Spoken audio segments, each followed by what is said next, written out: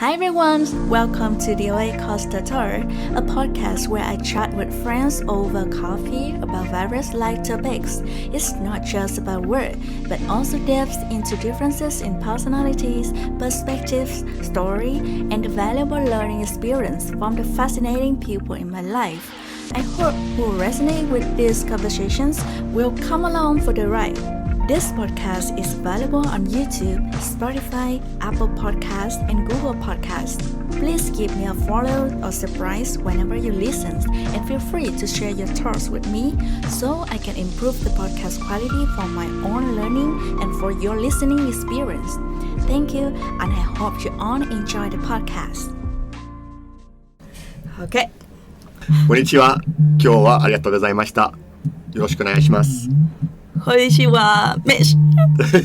That's right. Am I so good? Am I so spelling good? It's good enough. Okay. So hello everyone. Today we meet a special guest. He just said something which is I also don't understand in Japanese. But actually he's not Japanese. He's Australian. So welcome to the show today. Thank you very much for joining the OA Costa Tour. Just a quick introduction for all of our audience to know more about you. Mitch is from Perth, Australia, but have the experience worked for a very long time in Japan and currently is based in Vietnam. Today is the very first time in our 2-year working relationship we have the one-on-one section like this to deeply ask about his personal life. Thank you so much. Thank you for having me. I'm really excited to dive a little bit deeper today. Quick question. Have you ever listened to any episode of the OA Costa Tour before? I have. I listened to your podcast with Emmanuel. Okay. Yes, I listened to this one. This is the only one, right? So far. Yeah, because my podcast, I think so far I only invite 3 foreigners. You're number 4. Yay. Yeah. At least I make the top 5. Hope so. Let's see. Let's see. Yeah. So, can you share a little bit about yourself, your journeys, and your dogs? Sure. My adventure of coming all the way here to Vietnam. So, yeah, as you mentioned, I'm originally from Perth, which is Western Australia, so on the west coast. Born and raised there, but I left Perth over 10 years ago now. So I've been out of Australia for 10 years. So that's why my accent is a little bit mismatch of random locations. Nobody really knows where I'm from, I think, anymore. So for me, actually, I always had really strong interest in Japan. I went to Japan the first time in the year 2000. I mean, Tokyo compared to Perth were 2 different worlds. It's something I'd never experienced before in my life. So I only spent about 10 days there on exchange. But I fell in love with the country. I fell in love with the culture. I fell in love with everything there. So when I came back, actually, I decided to drop out of high school. So I was in year 10 at the time, so around 15. So I left high school and I joined a specialist Japanese college. Wow. Yeah. So I did full Japanese study for about a year and a half before I went to university. So what made you fall in love with Japan back to that time? I just think it's the complete oppositeness of the 2 countries. I mean, Perth in the year 2000 is very small. It's a very small city. Population is not so big back then. Wasn't as vibrant as it is now. So going from that to a city like Tokyo, which was, of course, in its booming time in the early 2000s, right? It was the hub of Asia, basically. You know, with the technology advancement of the country as well, it just was shocking, mind-blowing of a country. Because, of course, I traveled a little bit, Indonesia, around these kind of countries, Singapore, which at that time is still more modern, but not crazy. Not crazy like Japan. Japan. Like Japan. And then you go to Tokyo and it's just insane. It's insane. Lights everywhere, technology everywhere. It's non-stop. It was just completely opposite. So I don't know why, but it just clicked with me straight away. Yeah. So I just really fell in love. So I knew I wanted to live there. It was my goal. Okay. I couldn't wait to return. So then I put everything into studying. So I went to university and I did my degree in advanced Japanese, full-time focusing on Japanese. But, you know, life was a little bit interesting back then as well. You know, at the same time, I of course needed to find a job to, you know, pay my lifestyle and pay my university fees and things like this as well. So maybe you don't even know, but I started working in the sex industry. Wow, when I was 18. that's interesting. So not in like not like that way, but I worked in sex stores. Okay. So from when I was 18, I would work in a retail store and selling sex toys and pornography and, you know, all the lingerie and things like this. So, tell me more about this. So, you know, I was 18 when I started working there. And, you know, back then you found the jobs in the paper. Okay. So, you know, it wasn't like going on the website or anything. I just saw the job and, you know, being a young 18-year-old gay boy, I was like, how fun to work in the sex shop. Like, ha, ha, ha. I applied, I went for the interview, and then I realized that the two guys that owned the store were gay. Okay. So then I really like gayed myself up to like try and make them click with me. Actually, they hated me, but I was the only guy that applied, and they needed a guy to work kind of like the late shifts. So they hired me. They took a chance on me, and they hired me. Okay. So yeah, I worked part-time there for like 1.5 years around that, and then they decided to promote me to be the retail manager. I became retail manager of the two stores. Eventually wound up to be the area retail manager. We had 4 stores across Perth, 2 online stores. I was managing about 20 people under me, and I was only 25. Wow. So yeah, I worked there for over 7 years in total. Even today, I still stay in touch with my bosses. Then I think I owe them a lot because they really crafted me as the kind of like the person I am today. They taught me a lot, good things, bad things. Yeah. Not only about sex industry. Not only about sex industry, but about business in general. I think is really important because, you know, before that, of course, I did some part-time jobs, but, you know, they took a chance on, I was 19, 20 when they asked me to become a manager.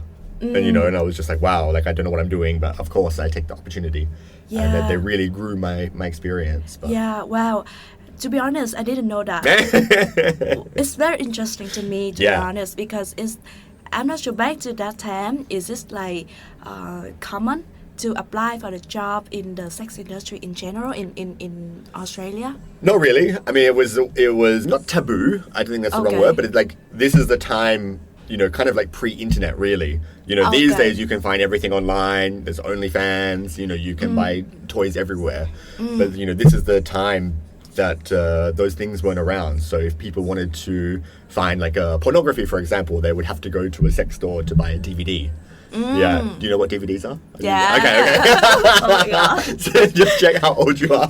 Yeah. So, you know, like that's the thing. You would have to go there. I mean, we would even have like very similar to the booths we're in now, where people could go and watch movies at the shop. Oh. It was an interesting time. To be honest, I think it's a very interesting industry, but it depends on country, the regulations, the regions.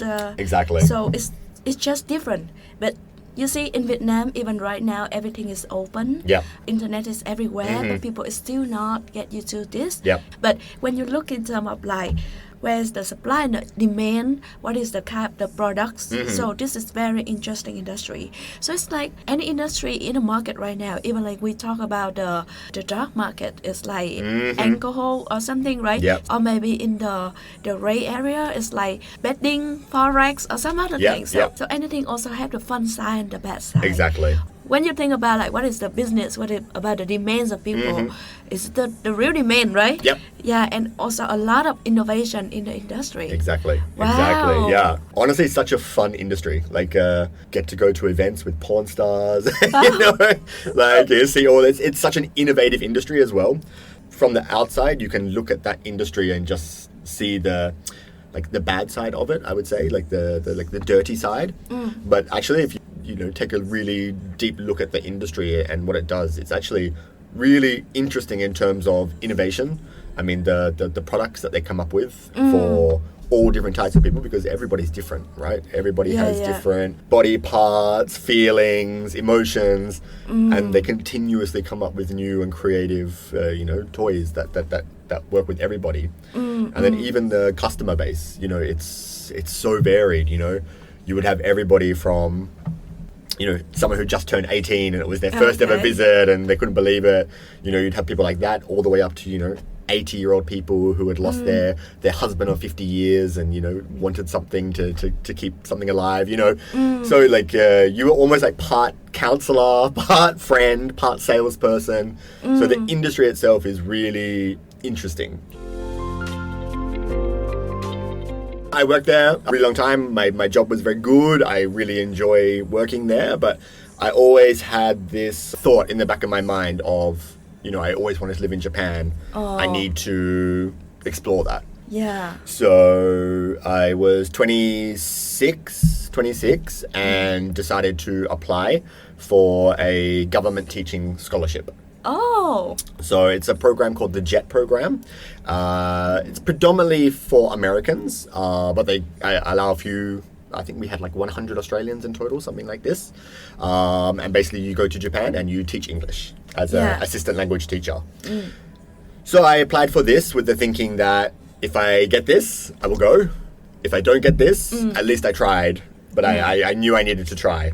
So luckily I was able to get accepted onto the program with a few asterisks of having to scrub my social media, having to delete anything to do with my previous position. To become the teacher. Yeah, exactly. To clean up a little bit. Yes. Basically, they cannot find out where I used to work. So I did the move 2013. I moved over to Japan. And I was sent to a very rural country town called Minakami in Gunma, which is about 3.5 hours north of Tokyo by train. Middle of nowhere, like Fuin, something like this. I was an elementary school teacher. Up there, so oh my god, I cannot imagine. Opposite ends of a career, I think, from selling sex toys to teaching 7-year-olds. A bit of culture shock, I would say, in terms of position wise, but where I lived, it was very not me. It was in the middle of nowhere with forest and rivers and snows a lot in winter. I guess this is not the destination you would love to. Absolutely not. Live in there, because like your first impressions back to the time when you fell in love with Japan is like Tokyo. Exactly. So which is like modern city, everything is technology applied, right? Yes. But like when we send you to the rural area, it's like still Japan. But it's totally different. Totally different. So in my town, there was 3 foreigners. A few more scattered around, like a 30-minute drive, there was somebody else. And, so there was a little small community up there. But in hindsight and looking back, actually it was a really great opportunity because it's somewhere that you would never pick to live. You would never choose to live there. So getting the chance to live there was actually really amazing when you look back on it. Nothing really to do there. It's a pretty boring town. Even our weekly fun trip, we used to drive 45 minutes to go to the closest Starbucks. So we would drive to the Starbucks, get the Starbucks, and turn around and drive back. And then finish the Starbucks. Yeah, exactly. That was our weekly fun outing. How long for the stay you've been there? Just under 3 years. 3 years? Yeah. I stayed there a little while. I mean, to be honest, teaching is not my thing. I'm not a teacher. Yeah. But the way I looked at the program, I wasn't really there to teach kids to speak English because in the countryside they don't really care too much about speaking English. Japan is a very inward focused country. So they like to speak Japanese, they like Japanese culture. They don't really care to westernize too much. The way I looked at teaching there was I'm not there to make them fluent in English. I'm there to give them interaction with a white person, basically, with a foreigner. Yeah. So I acted more like a big brother. So, a lot of fun and games and introducing them to some Australian culture, things like this. But teaching English, grammar and not really. It's not you as well. It's not me as well. Yeah, it's definitely not me as well. Wow, it's a huge challenge in your life, Mitch. Because I think I know you enough to know that you are not that teacher vibe, elegant, polite, teaching grammar one by one for students, and very structures like Japan's cultures. Yeah. And you threw yourself in that condition for 3 years. Yeah. It's longer than I expect. I think 1 year should be enough, right? Yeah. I stayed so long because I actually enjoyed it more than I thought. I think the first year I was teaching, I had no idea what I was doing. You know, there's no anything. They just kind of throw you in. Okay. You know, like on the fly, would just do things. And then when I decided to stay a second year, I thought, okay, no, I'm really going to, you know, try and implement some things and, you know, really do it properly. Try to be proper. Yeah, try to be more teachery, you know. So I came up with like lesson plans and like really like I put in a lot of work for the next year, which made the job a little bit more fun again because I was trying different things but it made the job fun. But by the third year, I decided to stay the third year as well, but then quickly realized into the third year that I was getting bored. Problem with teaching, I think you teach 1 year, you finish the year, and then you just start again the next year and you do the same thing again and then the same thing again.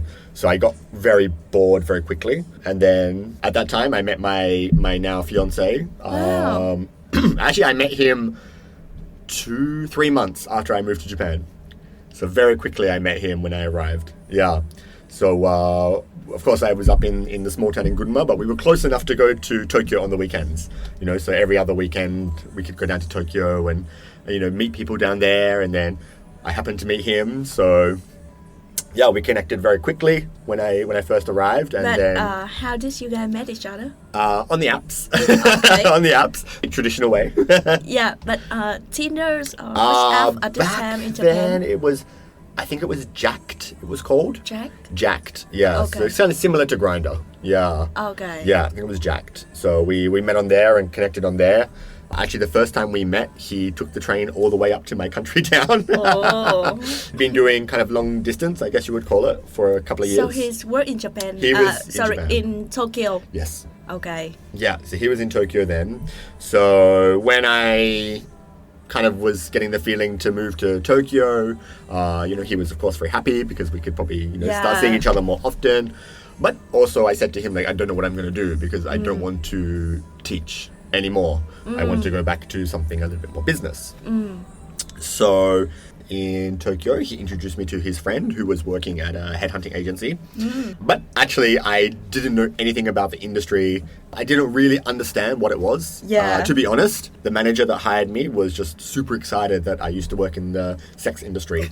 So that's pretty much why he hired me, because he wanted, you know, he basically thought like, if you can sell that, you can sell anything. So that was his philosophy. Yeah, that's the core philosophy as right? well. So he was super excited to get me. He was a British guy.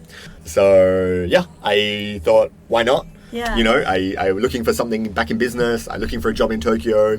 Like, here it is. It's the only interview I did. I didn't really search anywhere else. So I thought, why not? And you know, and my partner's friend works there. So, you know, it must be good. So I joined and she quit 2 days later. Really? She didn't have the time to get her body. Yeah, I don't even work with her at all. I say, why you say it's so good, and then you leave. But, yeah. So I joined there, and I joined the team, which was in IT sales, and I hated it. I hated everything about it. I hated every second of it. I hated the job. I hated the people. I hated the industry that I was recruiting in. I just hated it. But why? Why? It wasn't my people. You know, the candidate when you talk to yeah, them. the candidates, the clients, the industry. I mean, you know me very well now. I'm not an IT guy at all. I'm very bad at technology. But the thing is, IT guys are really smart. They're super smart. They really know what they do, and they do it really well. But I don't know what they were talking about most of the time. You know? Yeah, it's still it's still sales, it's still marketing. I get that bit. Yeah. But you know, like when they're talking about different hardware. 0 and 1, you know. There's other different languages Exactly. So I would go for meetings and just stare at them and be like, I'm so bored. I don't, you know, and then I'm a little bit more toned down now, but I used to be like, I'm pretty outgoing, I'm pretty loud, I'm pretty gay. So I also didn't connect with them on a like personal level as well because they're quite serious, older Japanese men, basically, in that industry at that time. I see. Okay. So it didn't work. Yeah. But when you talk to them, is in English or Japanese? English. Okay. So that's the hard thing about recruitment in Japan. It's about people speaking English is the hard thing to find. So that's why it's really headhunting there. It's really trying to find people that can speak English and do the job. So it's very hard to find candidates in Japan. Back to your story, you moved to another industry, right?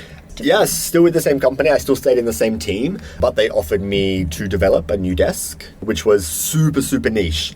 And they pitched it and they said, you won't make money for a long time because you basically need to build everything from scratch. Yep. But if you want to, give it a try. I basically said yes because I wanted to do anything but IT. My area was doing communications, like PR or internal communications, external communications, and offline marketing for finance and insurance companies.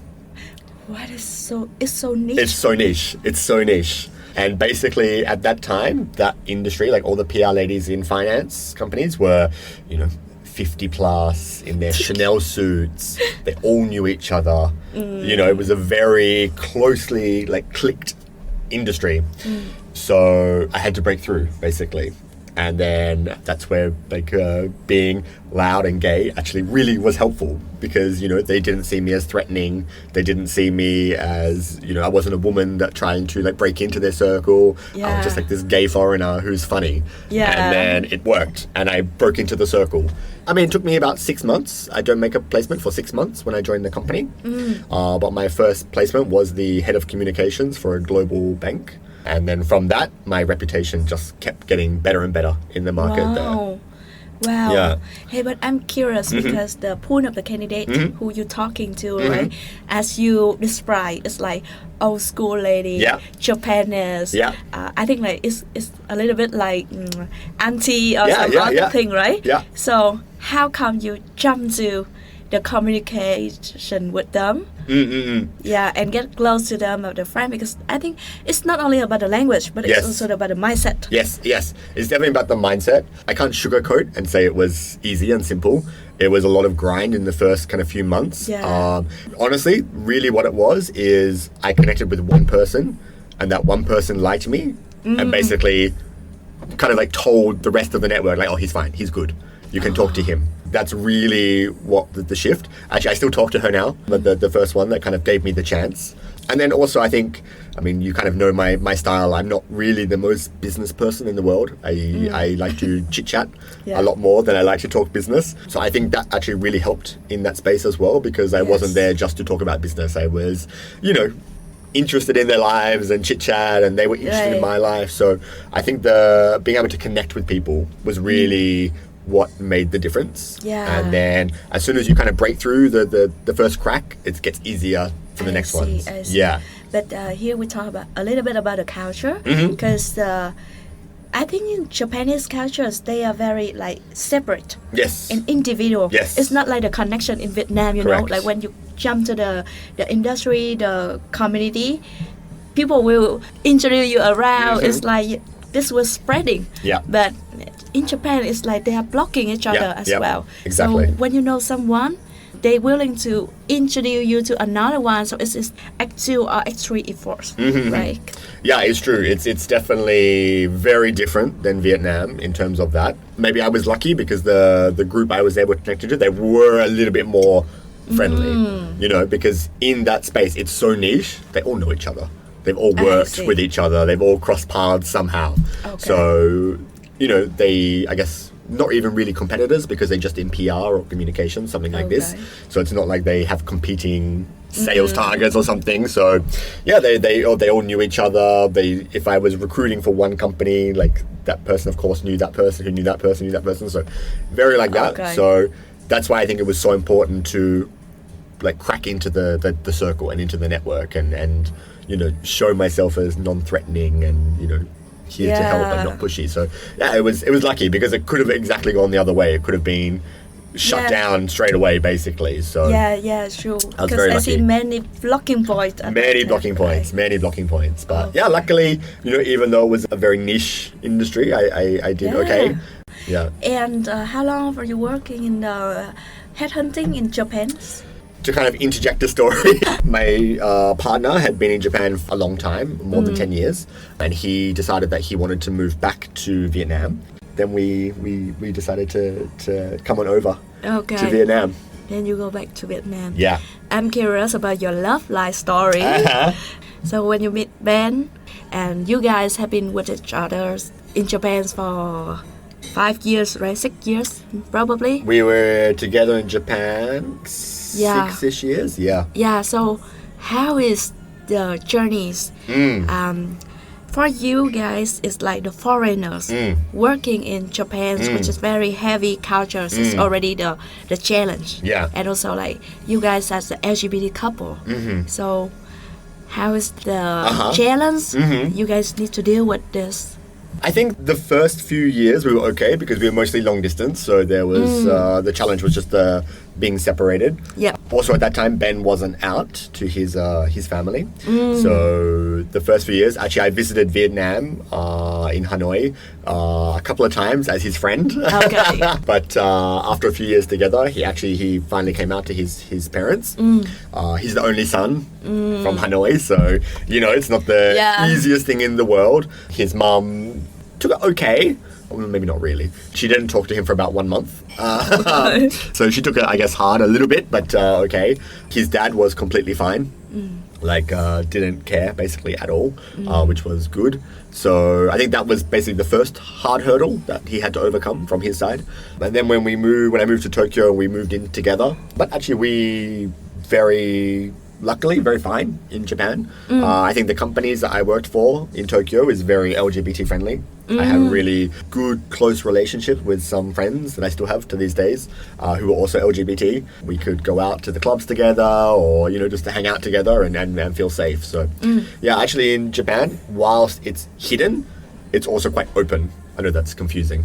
But because in Japan, they have like an area, basically, that is like a gay neighborhood, basically. Yeah. In Shinjuku.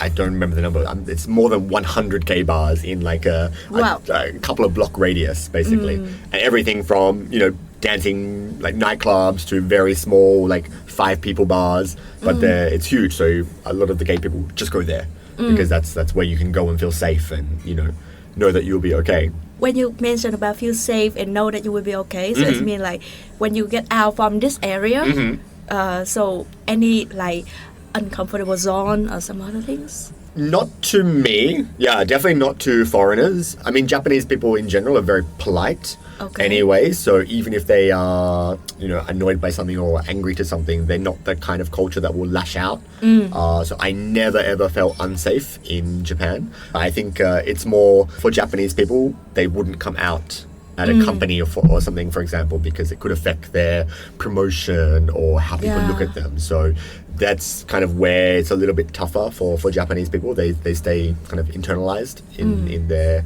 sexuality. I even knew people that had wives and kids that were gay, but they couldn't be because of how their family was in Japan. I see.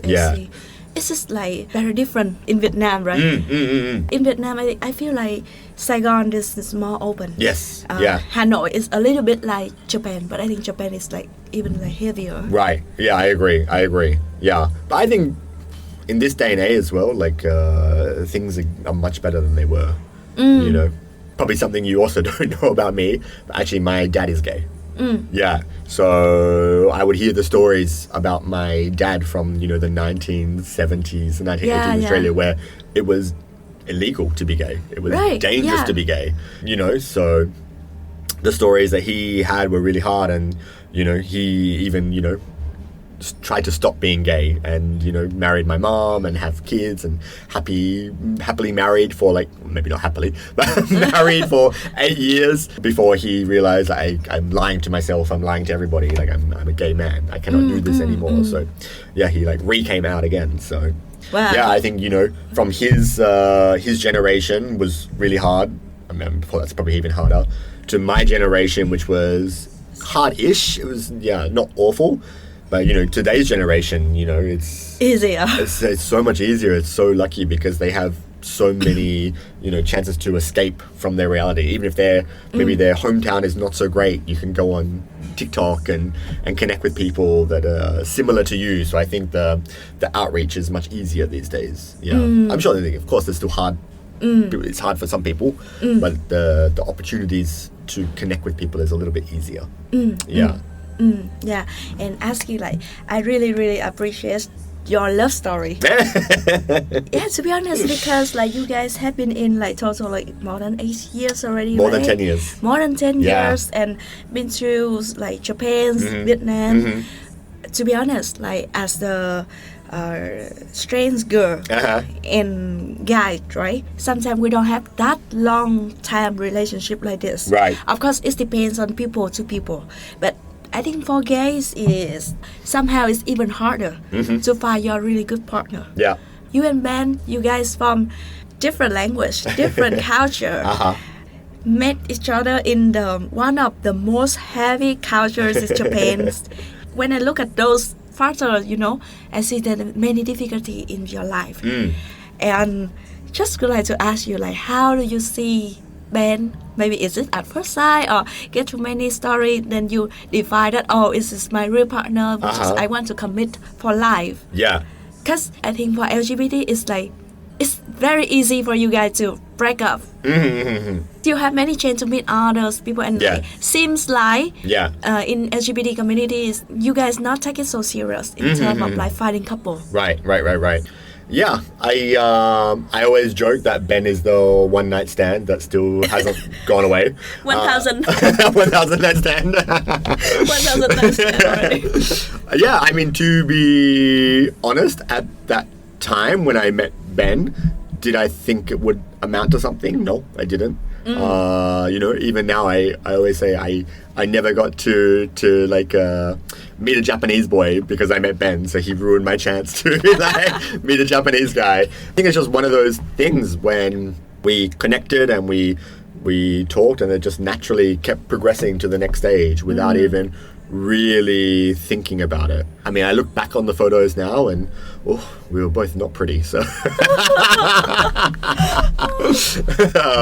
you know, we both glowed up a lot since back then as well. So I don't know, it just was one of those relationships that kind of like step by step, and then before you know it, you've been together 5 years, you know, 7 years, 10 years. It's just one of those things. And I think you know, you can look at different milestones along the way. So I think the first big milestone was getting Crumpet, which is our corgi.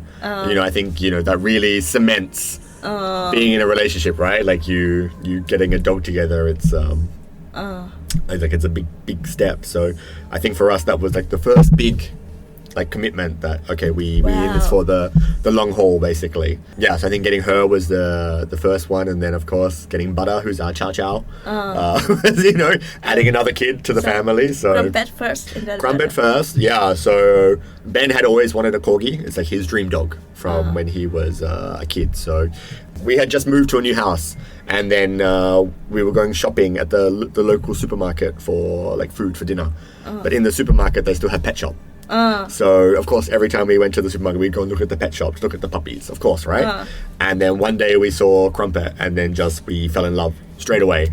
Just like there's a little feeding hole that they would get the food from, and then she was lying down with her nose through the hole just waiting for food. And then we just thought it was the most adorable thing in the world.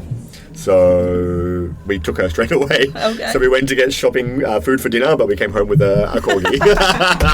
So yeah, it was a very impulse decision, but she was perfect. Okay. So we got her, and then Ben just fall in love, and it's his first ever dog, so he really took the time to train her and, you know, do everything with her, which made her fall in love with him. So I'm like the secondary dad to Crumpet, because Crumpet loves Ben so much. Yeah. And then I decided I want another dog so that dog can fall in love with me. Okay. And also I quite like big dogs. I like big dogs. And I always love Chow Chow. I think Chow Chow is super cute, and they're very loyal. So the biggest personality trait about Chow Chow is basically they're like a cat. Because they one of the laziest dog breeds in the world, and they're loyal to one person. Basically, they pick one person and they love that person and they don't love anybody else. So I think, great, I will get Chow Chow and she will love me and only love me. And it will be Crumpet can have Ben and I will have Butter. Yeah. And then we found Butter. We had to go on like a wait list to get the kind of Chow Chow that we wanted because she's a cream Chow Chow, so she's a little bit more unique in Japan. So I think we waited for more than 1 year. Wow. Yeah, to get her. It's like the time when you get like pregnant. Yeah, exactly, right? Yeah, exactly. So we got her and then brought her back home, and then she's very cute, very fluffy. But unfortunately, she's not like every Chow Chow because she loves everybody. It's really annoying to me to this day. Like, even when you go walking, like Chow Chow is not meant to like strangers, but she loves everybody. She loves kids, she loves strangers. As long as they pat her, then she's happy. Yeah. I mean, you've met her. She, she couldn't care less about me. Yeah. If there's somebody new, she's very excited to go. Very innocent. Very innocent, yeah. So which I think is quite good because I think, especially in Vietnam, when we brought them here, like people are scared of big dogs in Vietnam. I think big dog is just automatically dangerous. So even now, if we walk in the park, you see like parents come and pull their kids quickly out of the way from her. But she's super good with kids, so not like educational, but if kids want to come and pat her, like she's the very good big dog for that because she loves her. She sits there nicely. She lets them pat her. They can pull her ears, and she never shows any sign of aggression. So I think she just loves being the center of attention. So that's how you know she's my daughter. Oh, it's really cute. And when I know you, right, you already have a family like this. The perfect family with like your partner, 2 daughters, 2 KOL daughters. 2 KOLs. It's really cute. Yeah. Later, I'm gonna send the links. Instagram links to the podcast. Everyone will knows that. And recently you just decided to propose. Yes. Ben. So what is the story? So, actually, to be honest, I don't really care about marriage. I don't think that marriage proves anything. Your love is not based on a piece of paper. Right. Also, I don't wear jewelry, so I don't care about a ring either. Ben a little bit more romantic than me as well. I'm not the most romantic person. Ben's a little bit more romantic, but kind of in the same thing. Like, to be honest, getting married now doesn't do anything for us. I'm foreigner in Vietnam. Vietnam, it's not legal. It's not going to give me any benefits to be married in Vietnam, basically. Same when we're in Japan. We're both foreigners in Japan, so actually there's no benefit to get married. So I never really thought about it until the beginning of this year, because actually Ben started to talk about it more. So I thought maybe he's like waiting for it. For me, my thinking is like, you never know what's going to happen in the future. And, I know that Ben has always wanted to live in Australia as well. So it's more thinking that maybe in 5 years, 10 years time, if we decide to move to Australia, if we are married, it will help the process. Yes. They won't scrutinize our relationship or look at something like that. So it's more in terms of looking at the future to be better prepared for what may happen. Maybe we don't move to Australia. I don't know. Yeah. So more looking at it like that. Yeah. Kind of. I mean, like long term in terms of document the exactly. Not rushing everything at the last moment or something. So that's more, and I guess it's also a show of commitment and things like this. So. When I proposed, it was kind of a funny story because Ben really hates people that get proposed to in Disneyland. It's his like nightmare. So he hates being proposed at Disneyland. He hates flash mob, and he hates in public. Okay, those are the 3 things. So when I decided to propose, I wanted to do Disney theme.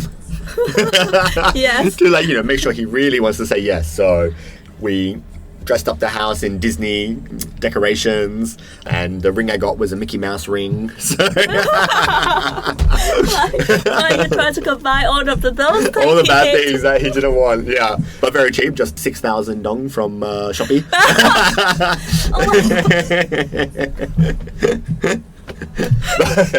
But because, I mean, Ben is, I mean, you know Ben, he's very creative, he's a designer. Yeah. So no matter what ring I bought him, he's not going to be happy with it. I could have spent $50,000 on a ring and he still would be like, I don't like it. Right? So I thought if I buy something funny, that kind of has a funny meaning, then he can go and get the ring that he wants eventually. And when you invite a lot of people, friends of Ben's and you, Yeah. it's just make sure that he's gonna accept, right? I did think that. I did think, oh, well, if he says no, but yeah. So what if he say no? Well, the podcast would be a very different topic. It'd be like, Mitch single at 37, what's next?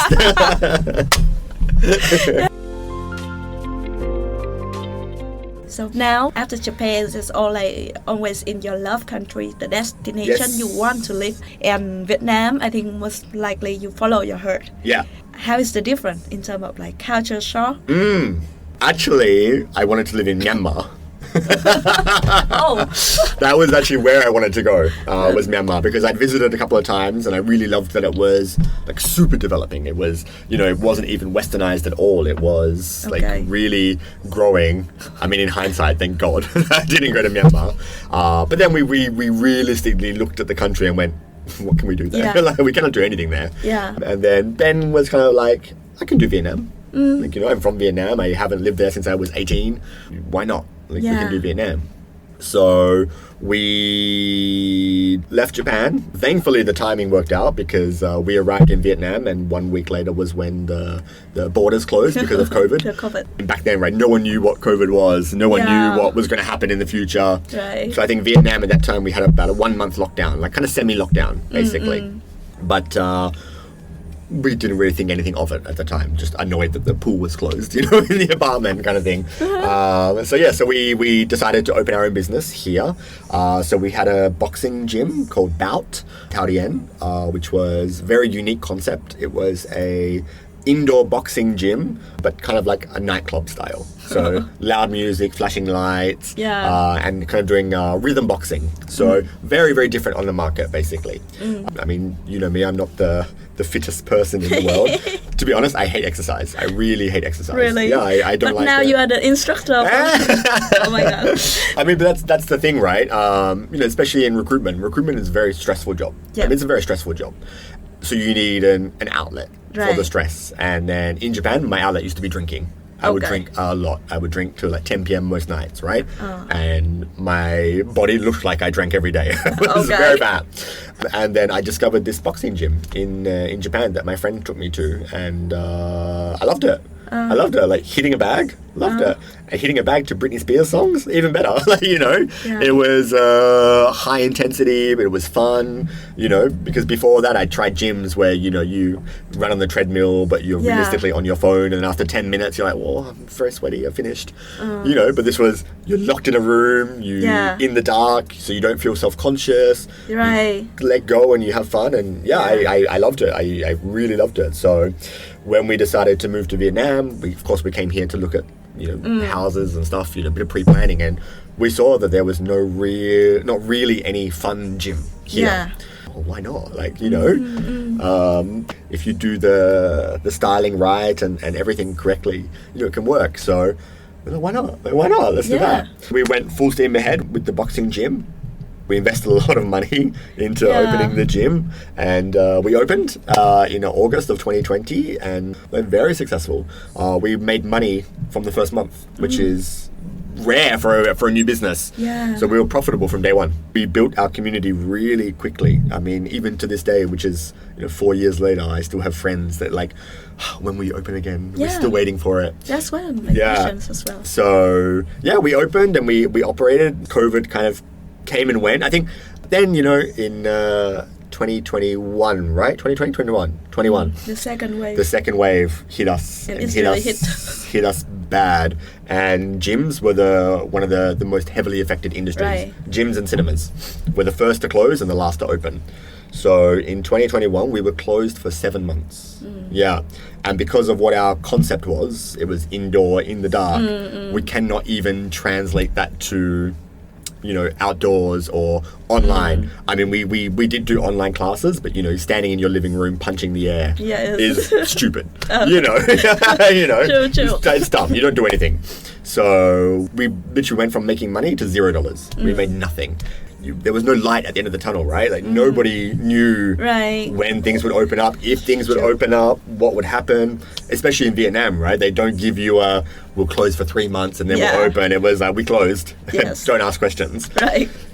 So we got to the stage where we had such a hard decision to make was, we keep waiting and hopefully, and, we don't run out of money or something like this, or we close now and, have good faith in the community still, right?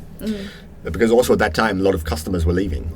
Most of our customers were foreigners, and a lot of foreigners left Vietnam during COVID. So, it was even the scary thought of like, wow, we're going to have to basically start from zero again with less money to back us in case it's hard. So we didn't want to basically bankrupt ourselves. I mean, we decided pretty much overnight that the best thing to do was to close, refund everybody, keep our face in the community. Hopefully, maybe sometime in the future, we could reopen it. So, within 24 hours, we made the decision. A lot of crying.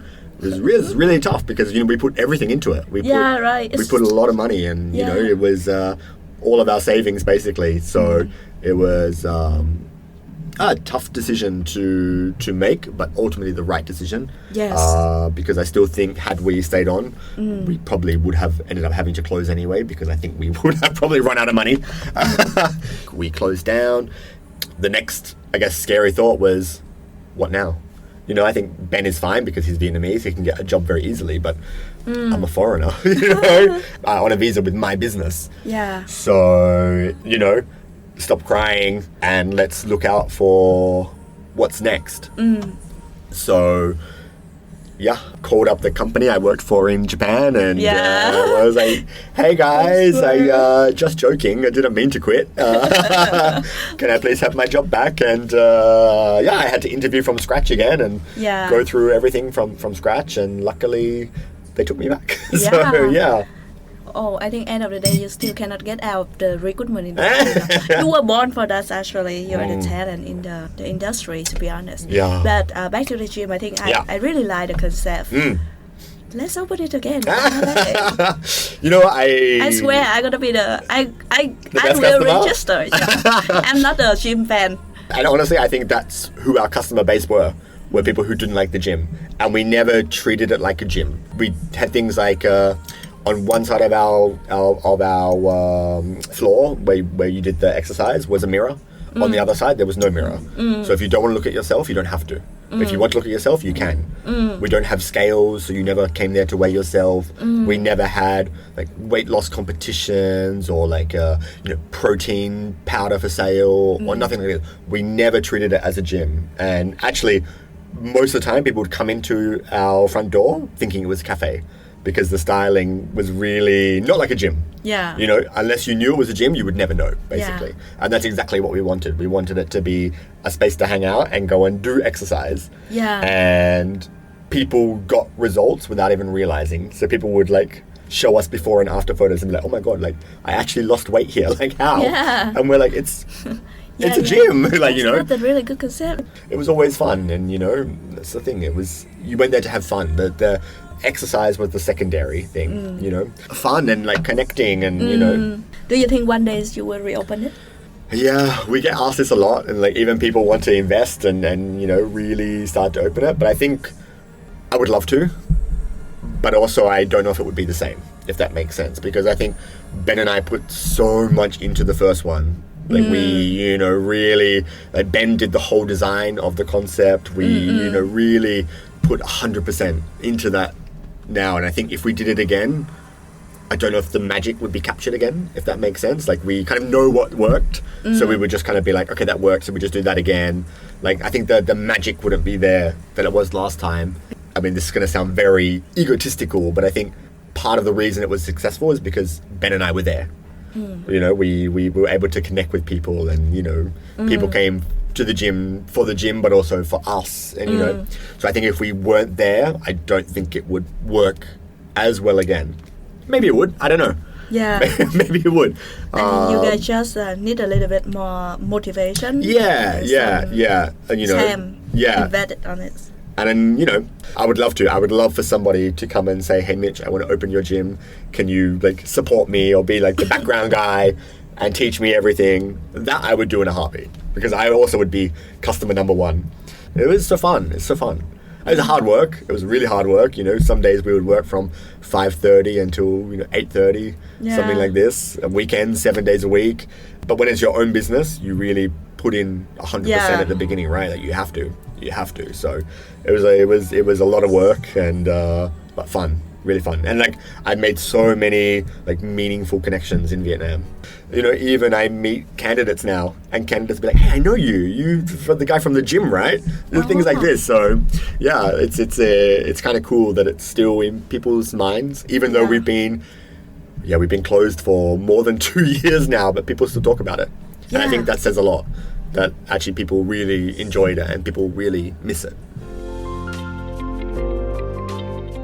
I'm not sure if you realize, but you have the very colorful picture.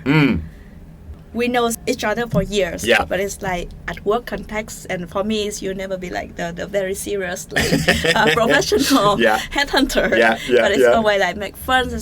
I know that you had a very colorful life. I didn't expect that it's come up and down from the boring to the very exciting part this. One thing is really good on you is you always, or maybe life put you in the ways of throw you in the very, very challenging and difficult situation. And you have the very good dry attitude to be okay, just do it or you fuck it. Right, exactly. I think if life is the same, it's so boring. It's so predictable and boring. You have to adapt. And I think every business I've been in has been challenging in one way or another. And then I keep somehow throwing myself into completely opposite things. I mean, if you look at my career, it's sex toy salesman, elementary school teacher, professional recruiter in Japan, gym business owner, and back to recruiter. It's nothing makes sense. There's no successful, streamlined, beautiful pathway in my career. It's really random. And on paper, I think probably my CV looks awful. If I ever wanted to apply for a job, people would look at my CV and say, what is this guy good at? But I think also all those things have actually helped me in my career. In some way they all connected because they're all people jobs, right? Every job is about people and talking and connecting and showing emotion and making people like you and things like that. So I think in that way they all connected, and every job has helped me in my other job in one way or another. Sex toy sales has helped me in recruitment because it enables you to talk to anybody. You can talk to anybody without feeling nervous or scared or pressure. So that helps in talking with clients that you don't really know anything about. Teaching in elementary school has helped me with public speaking, because there's nothing more embarrassing than standing in a room full of kids and singing a primary school song and them not caring, or so that's helped me going to the gym, of being on stage. So I think somehow they're all connected in a way that's helped my career. I think you're right as well. I'm not the most professional person you'll ever meet, but I think that's what helps me as well. I brand myself as professionally unprofessional. I think that's the perfect terminology for me, is because I think I'm quite good at my job, but I'm probably not what people expect when they meet a recruitment manager. I'm a little bit different on the market, but I think that's what makes me stand out as well. Yeah, sure. You and I also working in the recruitment industry. I don't know about other, but to me, I think I'm less scared about the resume. From what you write in the CV, it's just what you work.